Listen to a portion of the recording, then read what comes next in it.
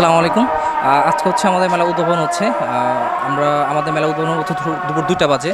তো আমাদের এখন অগুছালো আছে। আমরা হয়তো ১-২ ঘন্টার মধ্যে এটাকে গুছিয়ে বিকেল থেকে আমরা আসলে বই বিক্রি করা শুরু করে দিব। আর আমাদের এবার নানা ধরনের বই আসছে। এর মধ্যে নতুন নতুন যে বই আছে সেটা হচ্ছে যেমন নবীদুর সিরাত, তারপর খোপার বাঁধন। এই বইগুলো খুব জনপ্রিয়। এটা আমাদের এখানে চলবে আরও। জি, আসলে বইমেলা তো আমাদের ঐতিহ্যের একটি অংশ। ১৯৫২ সালে মহান ২১শে ফেব্রুয়ারিতে আমাদের যে সালাম, বরকত, রফিকরা যে রক্ত দিয়েছিল, তাদেরকে উৎসর্গ করে আমাদের বাংলা ভাষার প্রতি রেখে প্রতি বছরের ন্যায় এই বছরও হচ্ছে।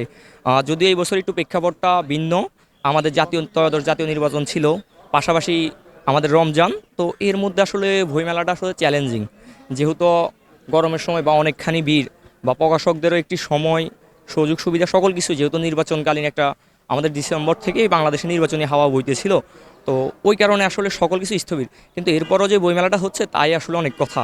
আর সবচেয়ে বড় কথা ফেব্রুয়ারি মাসে হচ্ছে, যেহেতু বইমেলা আমাদের ২১-এর ভাষা শহীদদেরকে আসলে উৎসর্গ করে করা হয়, পাশাপাশি বাংলা ভাষা বিকাশের জন্য বাংলা একাডেমি প্রতি বছর আয়োজন করে থাকে। তো ওই হিসাবে বইমেলাটায় ফেব্রুয়ারিতে হওয়াটাই উচিত ছিল। যদি ঈদের পরে যেত তাহলে হয়তো এপ্রিল। আর ওয়েদারও একটা ইস্যু আছে।